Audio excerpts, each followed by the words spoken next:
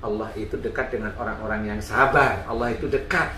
Jadi maksudnya Allah dekat itu adalah orang ini nanti suatu ketika dari proses dia itu terzalimi, dia mau meminta sesuatu atau tidak minta sesuatu, Allah akan memberi sesuai dengan apa yang dia inginkan, tapi tidak merusak akidahnya. Biasanya seperti itu. Di titik apa orang boleh tidak sabar? Dalam arti gini, ada nggak batasan? Bingung saya. Ada batasan nggak? Ada batasan ya? kurang. Kan gini, Ustaz kan nalurinya manusia itu kan pasti ingin ngebalas. Naluri. Ada nggak Pak Ustaz momen-momen yang boleh deh, nggak hanya sekedar sabar, maksudnya menyerahkan kepada Allah ya, tapi tindakannya juga diperbolehkan tuh apa-apa ketika perang misalkan, atau dalam wujud kekiniannya apa? Ya kalau sebenarnya membalas itu sih boleh, tetapi masih dalam bentuk wajar. Membalas itu boleh tapi dalam bentuk wajar. Wajar itu kan begini nih. Gimana? Kita itu kalau dipukul boleh lah mukul, kasarannya seperti itu. Kalau dia mukul 3 kali cukup 3 kali. Atau sekali tapi malah bablas kan. Tapi itu kan saya nggak bilang ya maksudnya ya. Tapi lebih baik. Tapi lebih baik itu sabar. Orang sabar ini kan sebenarnya dia bisa balas tapi dia tidak lakukan. Kenapa kamu nggak lakukan? Mending saya dekat sama Allah daripada saya harus membalas dia. Jadi cara Allah aja yang... Iya, karena dengan saya tidak membalas dia, dengan saya tidak takut, dan saya tidak takut sama dia, tapi saya tidak mau membalas. Nah ini adalah penilaian lebih dari Allah Ta'ala sebenarnya. Contoh momennya saya nih, ya jujur. Saya tuh dibully sama orang. Nih, saya datengin orang itu, saya pukulin, itu bisa kok. Saya bela diri bisa, main pedang bisa. Apa sih? Saya bilang membalas omongan dia, insya Allah bisa. Kelemahan dia di mana? Saya ngerti. Dari titik itu sebenarnya saya mampu insya Allah. Tapi kenapa saya nggak balas? Karena dia saudara saya. Nggak boleh. Saya waktu itu yang mau balas, Pak Ustadz nggak boleh juga. Ya nggak usah. Nah, di sini adalah ada sesuatu hal yang mau saya sampaikan bahwa bukan sakit hati, bukan yang kita cari itu akhiratnya, bukan duniawinya. Kan begitu. Kalau kita membalas kan duniawi. Kan itu duniawi walaupun kita benar. Kita dipukul, kita balas mukul, itu duniawi walaupun dibolehkan. Tetapi ya tetap Allah, banyak ayat yang seperti itu, tetap orang yang sabar, yang disukain oleh Allah. Sudah jelas gitu, Mas. Jadi kita ambil yang titik itu. Enggak, saya nggak takut. Enggak, siapapun. Pernah kok orang itu saya datengin orang itu di depan. Ngomong apa gitu? Saya ngomong, saya takut. Enggak. Jadi dia yang takut. Nah, iya, kan saya lihat aja wajahnya kan gitu ya. Kelihatan emang nggak bisa ngomong. Nah itu kan memperlihatkan bahwa dia hanya berani di titik itu. Kalau memang dia tuh mau tabayun mamanya, lo tabayun tuh ngomong dulu. Pesen kayak di mana? Tolong deh saya minta maaf sama siapa mamanya, Mas Bobi atau Ustadz Hilman atau ke saya. Tolong saya minta maaf, saya sudah ini. Loh, itu saya masih acungin jempol. Keren. Tapi ngomong dulu. Bukan mau ketemu, udah disebarin. Mau ketemu, lah mau ngapain dia? Orang udah disebarin. Nah, minta maaf di YouTube pun kagak. Lah berarti dia kan nggak ada niatan baik. Dia tidak sadar bahwa dia itu sebenarnya merusak saudaranya sendiri. Nah, orang seperti itu sombongnya minta ampun. Gitu. Loh, sombong itu banyak karakternya. Sombong tentang hartanya, ada. Sombong tentang istri yang cantik, ada. Sombong tentang suami yang soleh, sombong tentang punya suami soleh itu ada. Sombong tentang ilmu agamanya. Ilmu itu kan baru dititipin sama Allah Ta'ala. Ilmu yang hafal itu kan dititipin oleh Allah Ta'ala. Kalau dititipin itu kita baru seperti TV itu loh, seperti komputer aja. Jadi belum bisa masuk diamalkan beneran. Paling yang kita amalkan baru apa? Baru sholatnya, puasanya, ya, ngasih ilmu yang dititipin itu, ngasih ilmu yang dititipin. Kan gitu. Yang ngamalin itu yang gimana? Ya baru sholat, baru puasa, baru baca Quran, itu ngamalin. Nah yang ngamalin yang mana? Kita sering istilah dakwah itu malah yang sabar, yang ini jangan emosional. Nggak taunya dia juga emosional. Loh, tapi dia nggak pernah marah kelihatan ya kan dia diem marahnya. Nggak taunya dia diem itu. Tahu-tahu masuk rumah sakit sesek, nah, kan marah disimpan itu. Nah ini orang nggak akan paham, yang paham itu Allah. Makanya diperingatkan melalui musibah-musibah itu. Nah orang-orang itu, orang saudara-saudara kita ini belum paham yang mana sombong. Loh orang baru dititipin ilmu oleh Allah Ta'ala itu ya namanya dititipin gimana sih? Dititipin harta itu kan baru dititipin. Kenapa harus kita sombongkan? Wong titipan harta ini ujian. Ya, ujian dari Allah Ta'ala. Dititipin istri cantik ujian. Dititipin suami soleh ujian. Itu kan ujian. Dititipin oleh Allah Ta'ala ilmu bisa ngerti agama itu kan ujian ini. Ini harus kita hadapi. Bukan mau kita bangga-banggain sebenarnya. Iya. Pak Ustadz langsung. Kadang-kadang kita namanya manusia nggak sadar ya suami istri gitu. Kadang-kadang istri saya mungkin depan temennya ya ada Pak Ustadz terucap sedikit tentang saya, menceritain saya gitu ya. Itu entah kenapa setelah itu saya nggak tahu nih. Kalau istri itu mungkin membicarakan saya sama teman-temannya. Begitu pulang, yang tadinya kita baik-baik aja tuh ada aja masalah teman. Yang bertolak belakang dengan apa yang istri saya omongin sama teman-teman. Emang begitu. Emang begitu. Saya pun begitu. Saya ngomongin istri begini, saya ngomongin istri begini, pulang saya nggak nemuin istri saya omongin ke teman-teman saya. Ada aja masalah itu. Ya itu petunjuk dari Allah Ta'ala bahwa nggak perlu ngomongin yang seperti itu. Nah kalau Mas Bobi udah tahu, itulah petunjuk. Itu hidayah untuk melihat bahwa loh yang saya omongin itu tadi begini, yang diomongin istri saya begini, kok kenyataannya begini. Itu petunjuk. Berarti petunjuk untuk evaluasi atau muhasabah. Berarti besok-besok jangan seperti itu. Yang harus dilakukan sekarang adalah mohon ampun kepada Allah Ta'ala. Kan begitu petunjuk itu. Nah itu mengamalkan namanya. Kontan gitu Bosan. Iya begitu. Sebenarnya orang itu, Muslim khususnya, dikasih ujian oleh Allah Ta'ala itu kontan.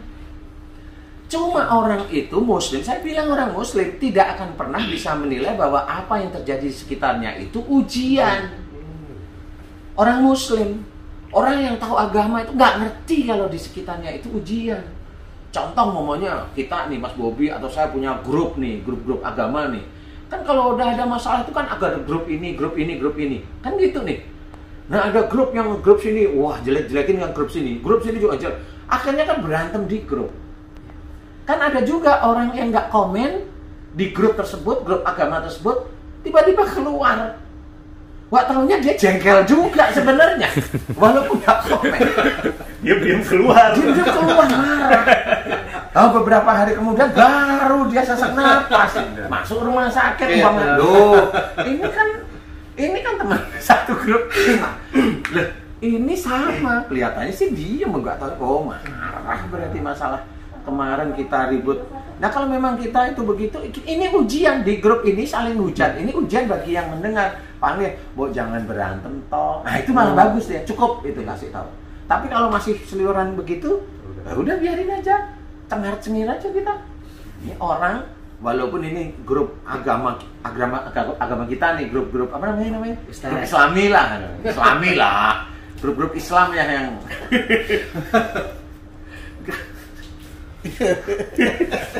Iya grup lah ya. Nah itu juga grup WA. Nah di grup itu sendiri kan sebenarnya alat penguji orang yang ada di grup itu. Nggak tahu orang itu. Nah orang itu kan nggak tahu kalau ini alat pengujinya juga nggak tahu. WhatsApp itu adalah alat penguji orang-orang yang ada di grup aplikasi itu. Iya. Kan nggak tahu, jadi saling hujat, saling ini di grup ini kan jadi lucu. Umpamanya kita sama-sama ngerti agama kan jadi hujat lah, kok lu jadi lucu sih? Kayaknya kan hebat-hebat ini kayaknya. Lu kok jadi lucu begini? Kan begitu harusnya itu ya udah tenang. Yang kalau masih emosional kan kelihatan. Ini orang umurnya berapa sekian, masih emosional normal. Ini orang omongannya begini, umurnya berapa? Wah ini udah lebih dari 40 tahun, 50 tahun. Kok masih marah? Ya normal. Saya anggap normal aja, kan manusia, namanya manusia kan normal gitu loh Mas. Nah ini itu harusnya dipikirin gitu. Bukan jadi aja. Ada di grup yang kita sendiri, umpamanya kita punya grup, ini biasa ya grup-grupan itu. Sama nih kayaknya Ustadz Hilman dengan grup dakwahnya. Ada yang hobinya nge-share, dia dakwah, dia ngomong, nulis itu di-share aja. Lah maksudnya apa ya? Gitu Kan tahu. semuanya kan dakwah semua, kok dia nge-share punya dia sendiri. Lah itu maksudnya itu apa? Jadi dia sendiri umpamanya nggak cuma dia itu cuma sarjana agama, tapi dia ngomongnya dokter, tapi begitu jadi lucu gitu. Ustaz pernah ngupload siraman kolbu nggak tiap hari itu? Nggak pernah. Saya nggak pernah. Saya itu malu malah. Nggak pernah. Malu saya itu. Makanya bukan apa-apa ya, saya malu gitu loh. Kecuali ada yang yang WA japri gitu. Kalau di grup itu malu. Personal gitu ya. Iya. Jangan Kecuali di ngomong juga. YouTube ya. Ini Ah, kalau Instagram di itu kan YouTube umum kan gitu jelas. kan. Ya, umum ya kita umum. Orang bisa mendapatkan manfaat. Ya, umum ya umum. Umum apa yang orang itu Butuhkan. membutuhkan itu ya kita jawab di Kita situ. share. Kebaikan-kebaikan. Kebaikan. Umumnya umum, gimana sih orang itu bisa asam urat? Emang banyak ada tuh yang bisa jawabku. Asam urat dari mana? Kan nggak bisa yang asam urat dibacain ini bacain, nggak bisa. Paling karena emping udah jawaban. Oh nggak bahkan emping pun karena asam urat kan dia, kan gitu ya. Empingnya salah. Kolesterol tinggi, padahal dia itu jarang makan daging, kolesterolnya tinggi. Nah, jawab coba. Kan susah. Emang emping asam urat ya? Katanya emping sama pohonnya. Itu namanya kelolot. Kalau pohonnya asam. Karena asam. Jadi yang umum-umum kita itu Ya. menerangkan apa yang dibutuhkan orang. Kesehatan itu dibutuhkan hampir semua manusia, yang Share. muslim, yang non muslim itu dibutuhkan. Ayo kita share, Motivasi. memberikan motivasi boleh. Nah suatu ketika kalau ada yang dia membuli di channel YouTube kita, ya senyum aja. Senyum, lah memang begitu. Lah karena dia tuh nggak pernah asam urat kan jadi nggak bisa ngomong dia. Dia belum pernah kena kanker kan nggak bisa ngomong dia. Kalau dia belum pernah kena santet kan nggak bisa ngomong dia. Gimana rasanya kena santet? Kan gitu. Kan gitu ya. Dia juga belum pernah masuk neraka jadi dia nggak tahu cerita tentang neraka itu bagaimana. Kan? Oke. Saya mau tanya Pak Ustaz mengenai hadis Aman nggak tadi. ini? Aman. Mengenai hadis tadi itu ya, yang orang memfitnah, akhirnya menjadi dosa jariah. Akhirnya nanti pahalanya orang yang memfitnah itu diberikan kepada orang Ya. yang difitnah. Kan Muflis, ya. Saya agak tergelitik dengan kata-kata hadis tadi itu. Loh, bagaimana orang yang sudah memfitnah orang masih punya amal soleh? Ini gimana sebenarnya? Nah, Amal ini soleh yang harus yang kita mana gitu. Emang dia kagak sholat dulunya. Artinya kan amal kebaikan dia bisa menghapus keburukannya dia kan gitu. Iya. Kalau dia untuk dihapus untuk keburukan dia lagi, kapan dia sempat punya amal soleh? Itu kira-kira yang saya mau tanya. Sebenarnya begini. Iya. Kalau orang itu sudah memfitnah orang lain, itu udah kehancuran akhiratnya dia. Titik itu maksudnya. Itu sudah tidak ada amal soleh. Nggak tahu itu. Kita nggak usah bahas itu. Intinya adalah kan kalau katanya itu dikasih tadi. kalau orang itu mamanya dia sholat, anggap aja sholat, tapi di sholatnya dia setelah sholat dia riak, dia sombong, dia ujub. Habis. Dia baca Quran nih, setelah baca Quran dia upload, dia ujub, dia riak di situ. Ya, dia punya istri cantik, dia upload nih, istri saya cantik nih, istri kamu itu kayak apa? Halah, rumah. Kan gitu nih. Iya. Kalau punya istri yang nggak cantik nggak berani ngupload. Baik. Karena ngakuin kalau istrinya nggak cantik. Berarti upload terus atau gimana Mas? Yang diupload itu adalah istri orang lain. Jadi intinya adalah kalau dia melakukan sesuatu kebaikan tapi ada ujub, ada riya. Ini orang muslim rata-rata kalau dia sudah melakukan ujub dan riya biasanya lupa dia mohon ampun. Itu kunci. Kunci yang selama ini saya amati. Orang yang telah sombong dia nge-share dengan ini, dia lupa apa yang dia nge-share betul untuk ilmu atau untuk apa. Kalau dia jawab untuk ilmu mamanya, di sini kan semuanya dakwah, ilmu mana? Ya. Tempatnya cocok tidak Nah, gitu ya. tempatnya cocok enggak? Itu kan harus difikirkan sebenarnya.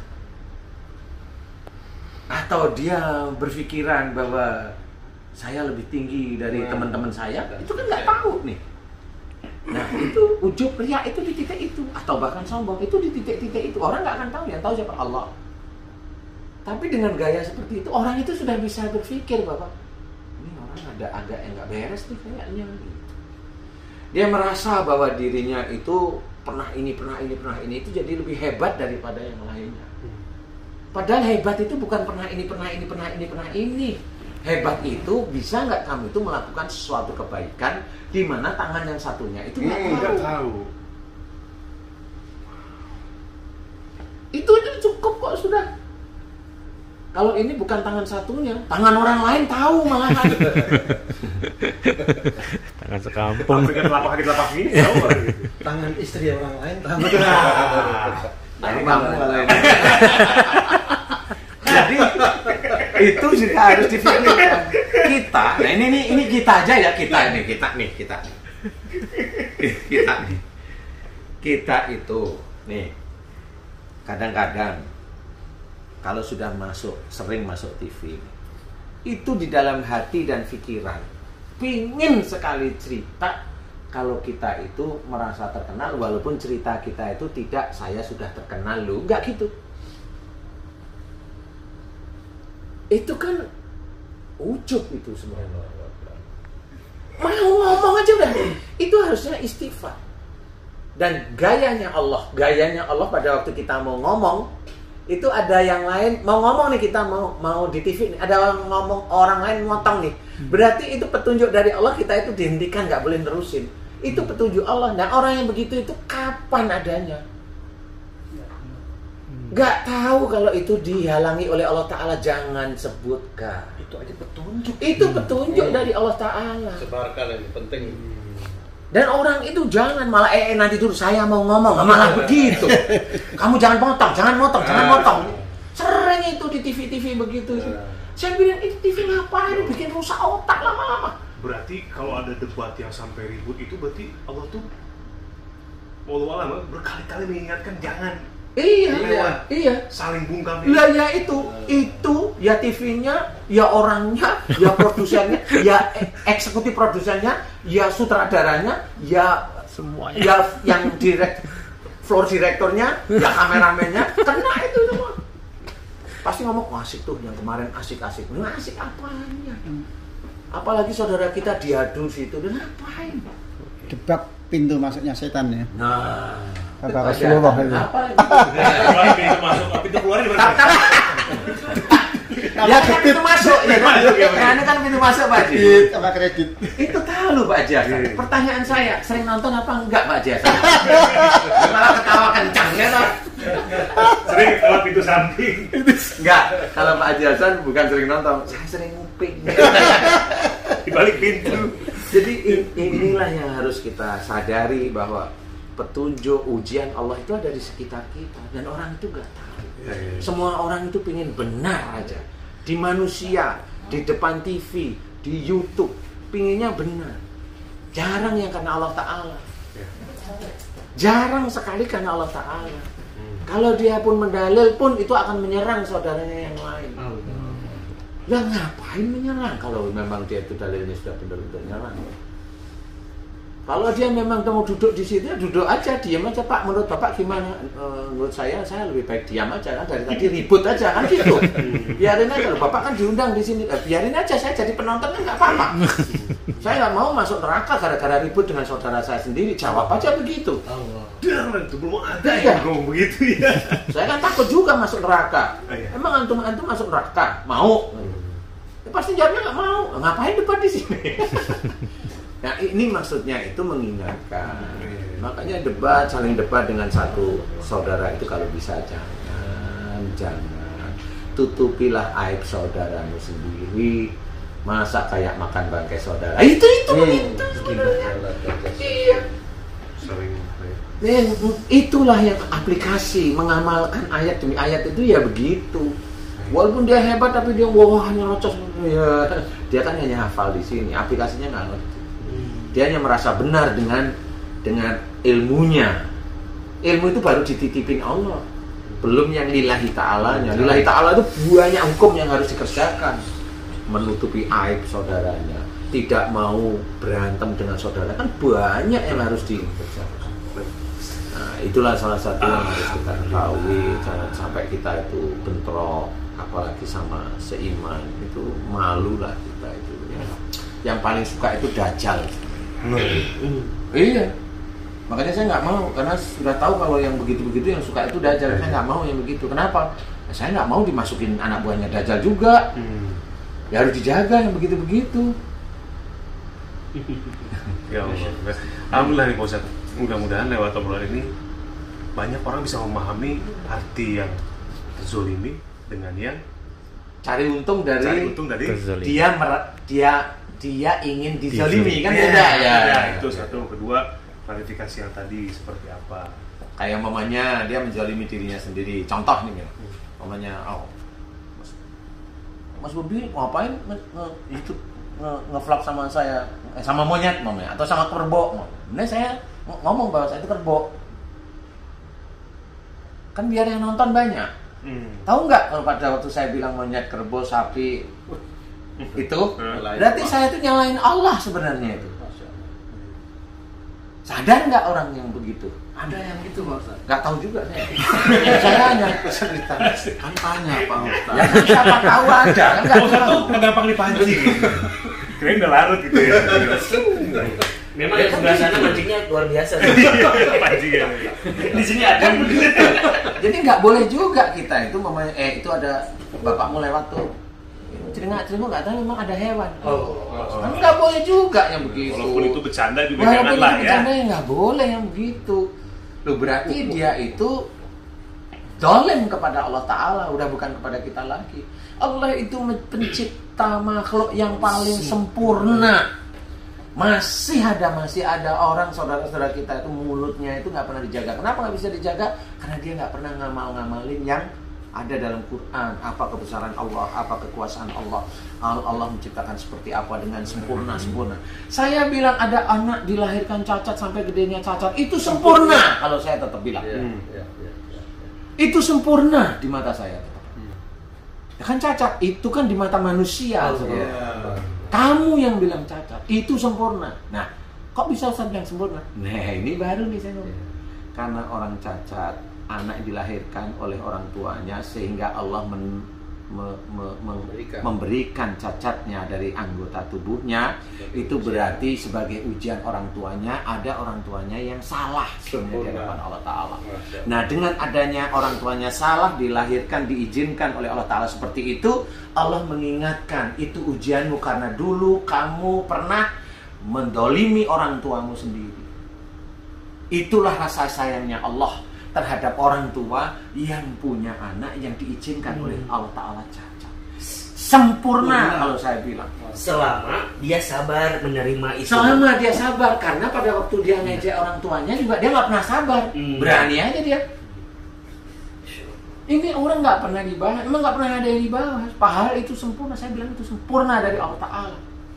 Kan begitu juga ayat Ustaz. Bisa jadi sesuatu yang kamu anggap buruk di mata Allah itu baik. Nah, iya. Yang kamu anggap baik nih, bisa jadi di mata Allah itu buruk. Iya, memang harus seperti itu. Makanya dengan seperti itu, kita kalau mau mengamalkan ayat tersebut, nggak boleh menjelekkan makhluk Allah.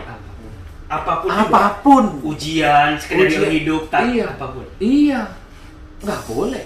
Terima gitu ya. Terima dengan lapang dada. Nah, kan susah. Apalagi cuma dipotong-potong videonya, disebarin beda. Demam seminggu. Pokoknya yang ketawanya kenceng ngerasain deh. Biasanya gini loh, yang paling gampang itu sebenarnya petunjuk itu akan diberikan oleh Allah Ta'ala. Salah satunya kita doa di dalam surat Fatihah. Ya, betul. Ihdinas siratal mustaqim. Itu sudah jelas minta petunjuk. Sebenarnya setiap kali kita itu di dalam rumah, itu petunjuk Allah itu banyak.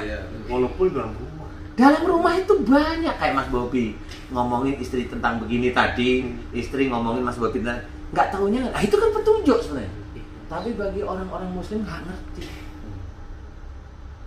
Dia nonton TV, ada sesuatu yang dia itu begini, ya sebenarnya petunjuk di TV itu ada perilakunya dia. Yang dulunya dia itu jarang nonton TV, ada yang mirip dengan dia, itu petunjuk, nggak dia lakukan. Nah itu membuang petunjuk dari Allah Ta'ala. Padahal dia itu minta petunjuk oleh kepada Allah tuh, minta petunjuk setiap saat, minta petunjuk, dikasih petunjuk jalan dari rumah menuju MNC itu banyak petunjuknya. Sudah di MNC, kita ada di ruangan VIP, ada petunjuknya macam-macam. Udah di VIP, nanti di panggung ada petunjuknya macam-macam. Ini plastik kebuka petunjuk kok. Petunjuk untuk di mana? Masya Allah. Nah nanti kalau sudah selesai di panggung kita, ada petunjuknya juga. Apakah kita selesai itu dengan bangga atau kita selesai tetap tawadhu? Itu petunjuk dari Allah. Nah itu petunjuk, semuanya petunjuk, semuanya petunjuk semua. Nah kalau kita memang belum bisa, ya itulah, kita hanya mampu belajar dulu, tapi belum memahami. Ya, mudah-mudahan kita menjadi orang yang bisa memahami dan Amin. mengamalkan. Amin ya Pak Ustadz. Terima Amin. kasih Pak Amin. Ustadz penjelasannya, Barakallah. Terima kasih bisa jadi pembelajaran untuk kita semua. Amin. Nantikan video-video selanjutnya dengan tema-tema yang lebih dalam lagi. Mudah-mudahan bermanfaat semuanya. Terima kasih untuk teman-temannya dari Pak Yasan, dari subscribernya Pak Tanu juga ya, seluruh saudara Official Channel. Terima kasih Ustadz Imam, Pak Uri, terima kasih. Ya, semuanya sehat selalu, semoga senantiasa dalam lindungan Allah Subhanahu wa taala. Amin. Assalamualaikum warahmatullahi wabarakatuh. Waalaikumsalam warahmatullahi wabarakatuh.